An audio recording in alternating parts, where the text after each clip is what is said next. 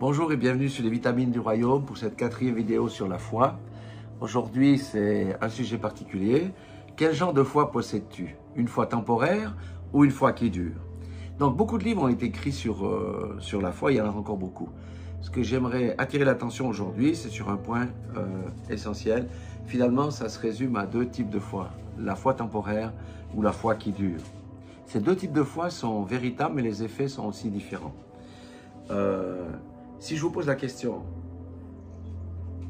à votre avis, laquelle de ces deux foi est de plus grande qualité? Je suis sûr que 100% d'entre vous vont dire instantanément c'est la foi qui dure, et avec raison.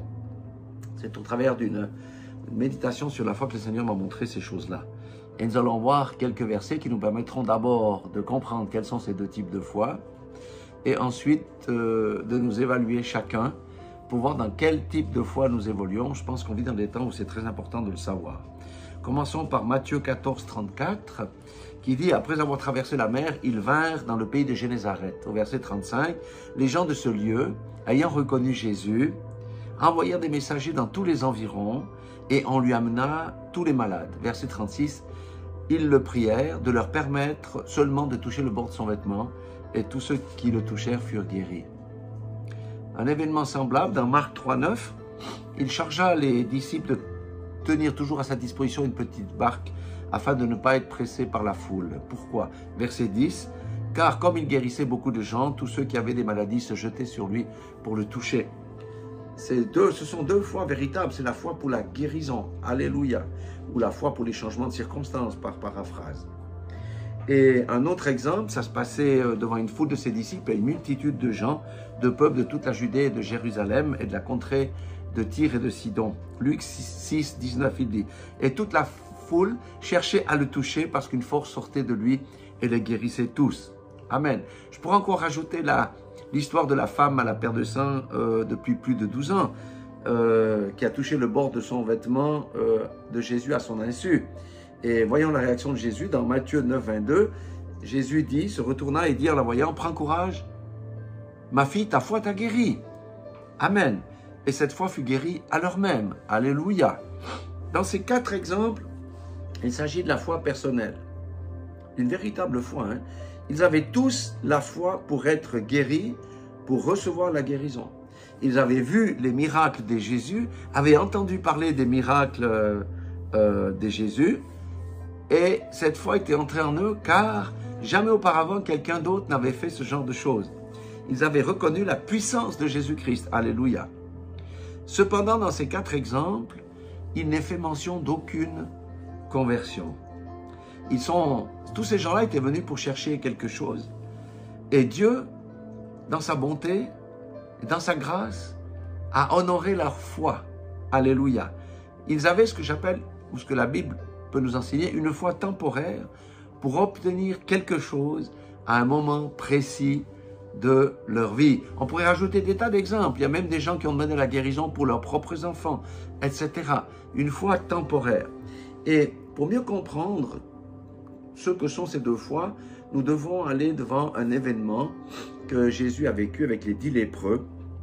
C'est dans Luc 17, 12. Et ce n'est pas une parabole. C'est quelque chose de réel. Comme ils entraient dans un village, les 10 lépreux vinrent à sa rencontre. Se tenant à distance, ils élevèrent la voix et dirent « Jésus, Maître, aie pitié de nous. » Vous voyez, ils avaient reconnu qu'il était le Maître. 14. Dès qu'il les eut vus, il leur dit « Allez vous montrer au sacrificateur. » Et pendant qu'ils y allaient, il arriva qu'ils furent guéris. Verset 15. L'un d'eux, soyant guéri, revint sur ses pas, glorifiant Dieu à haute voix. Et il tomba sur sa face aux pieds de Jésus et lui rendit grâce. C'était un Samaritain. Verset 17, Jésus prenant la parole dit, les 10 n'ont-ils pas été guéris? Et les 9 autres, où sont-ils? Ne s'est-il trouvé que cet étranger pour revenir donner gloire à Dieu? Verset 19, puis il leur dit, lève-toi, va, ta foi t'a sauvé. À la Samaritaine, il avait dit, va, ta foi t'a guéri. Ici, il a dit, va, ta foi t'a sauvé. Les 10 lépreux avaient la foi, c'est remarquable. Les 10 lépreux savaient que Jésus pouvait les guérir. Les 10 lépreux reconnaissaient l'autorité de Jésus sur la maladie. Sur 10 lépreux, 9 ont eu la guérison, mais pas le salut. Ils avaient une foi temporaire. Seul le lépreux qui est revenu et a reconnu qui était Jésus-Christ a été sauvé. Seul ce lépreux-là a eu la foi qui sauve. La foi qui sauve reconnaît l'autorité de Jésus-Christ, sa puissance, et s'y soumet. Et on a vu qu'il a adoré et lui a rendu des actions de grâce. Amen. La foi qui sauve, eh bien, c'est quelque chose de différent. Si quelqu'un retourne et reconnaît qu'il y a plus que la guérison, hein, il va chercher celui qui a l'autorité de guérir et il reconnaît celui qui a guéri, c'est la foi qui sauve. Et ça, c'est la base d'une foi qui va durer. Les autres ont eu la foi pour la guérison, mais ça n'a pas duré. Dans la foi temporaire, l'objectif principal, c'est quoi? L'objectif principal, c'est d'obtenir ce pourquoi on va vers le Seigneur. En l'occurrence, ici, c'était la guérison. Dans la foi qui sauve, la guérison ou l'objectif passe au second plan, car la personne a quelque chose de plus grand, de meilleur en vue, c'est le salut et la vie éternelle, parce qu'elle a reconnu qu'elle avait besoin de salut. Il y a donc des différences fondamentales entre ces deux types de foi. Ceux qui ont la foi pour être guéris uniquement sont ceux qui cherchent uniquement leur intérêt. Leur foi ne va pas au-delà, car s'ils reconnaissent qu'il y a l'autorité et la puissance en Christ, ils refusent de s'y soumettre et continuent à vivre dans leur propre voie. Beaucoup de personnes non chrétiennes ont bénéficié de l'amour du Seigneur, de guérison, de puissante délivrance, parce qu'ils ont eu cette foi-là, mais ils n'ont pas adhéré à Christ, sans forcément adhérer à Christ.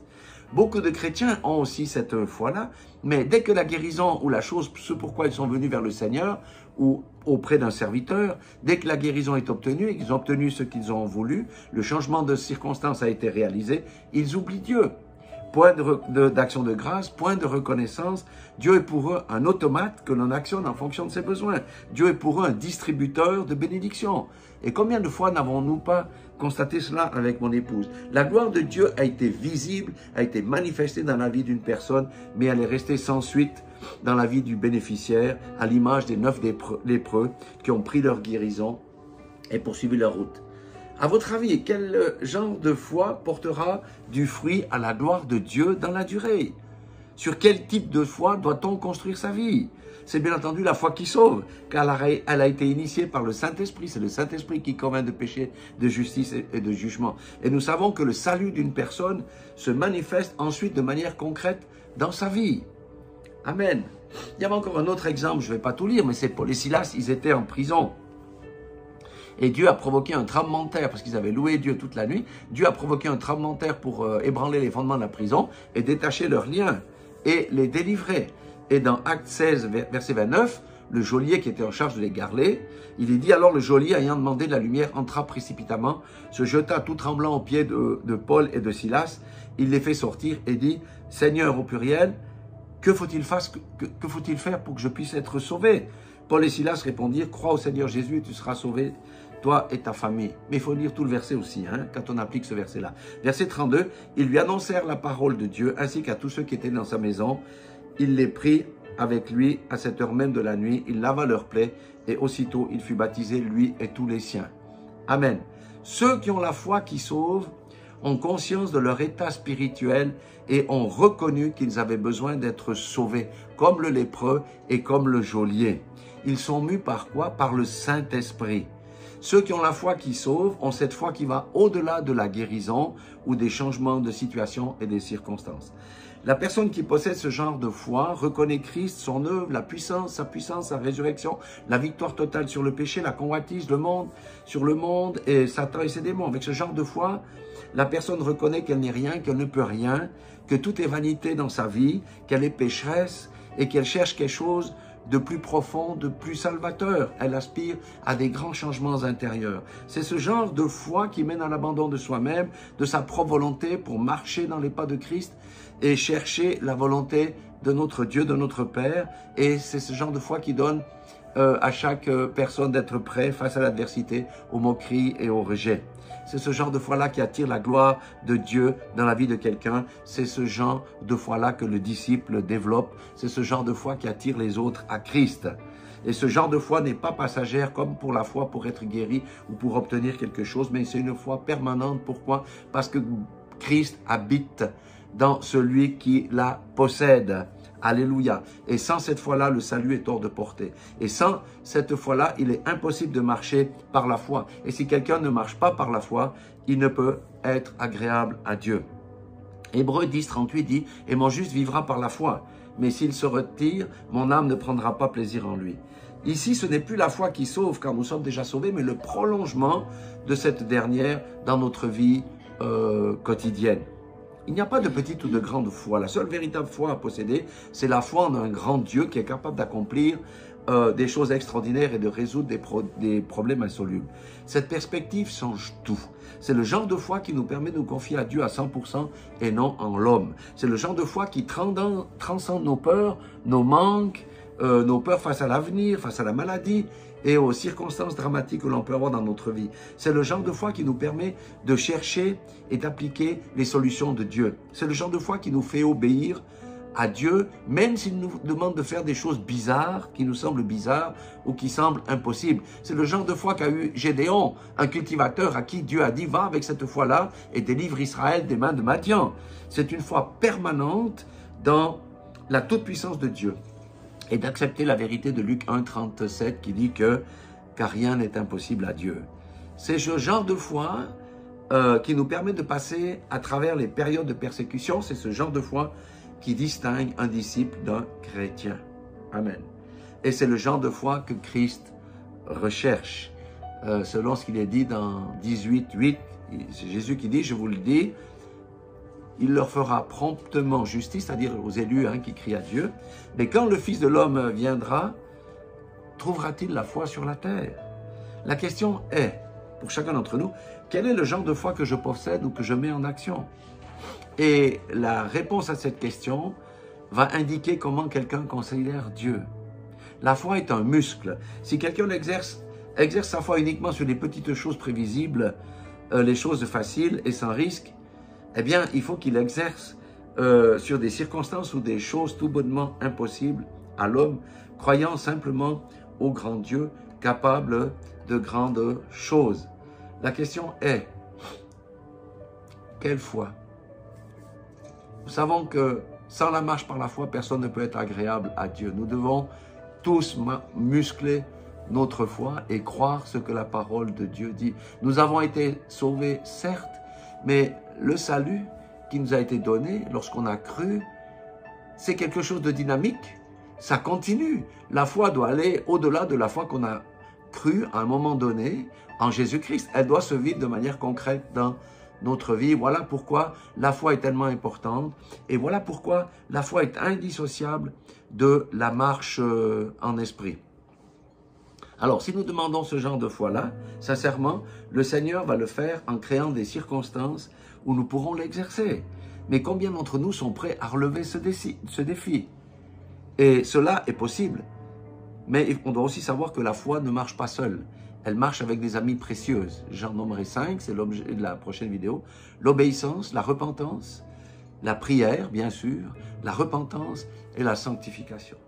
Voilà, soyez tous bénis dans le nom puissant de Jésus-Christ et que le Seigneur, par son Saint-Esprit, nous aide vraiment à entrer dans la profondeur de ces choses, car nous vivons dans des temps où la foi doit s'exercer dans tout ce qui se dit chrétien. Amen. Alléluia. Le disciple, c'est ce qu'il vise. La question, est-ce que je suis sur le chemin étroit du disciple-là ou je suis encore sur la route large qui mène à la perdition en tant que bon chrétien? Donc le Seigneur nous exhorte dans ces temps difficiles vraiment à faire des choix et à aller de l'avant avec sa grâce et sa miséricorde. Soyez tous bénis véritablement dans le nom puissant de Jésus-Christ.